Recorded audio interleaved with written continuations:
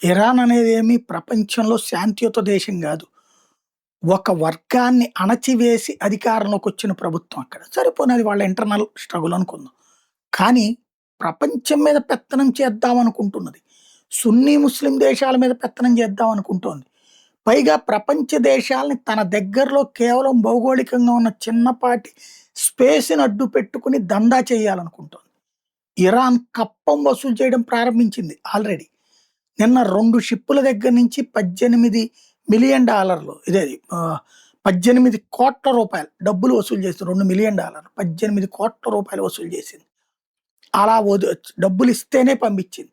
అలా డబ్బులివ్వకుండా వెళ్ళిపోయిన థాయిలాండ్‌కి సంబంధించినటువంటి షిప్ మీదన చాటు నుంచి దాడి చేసింది. అంటే సముద్రపు దొంగలకి వీళ్ళకి తేడా ఏముంది?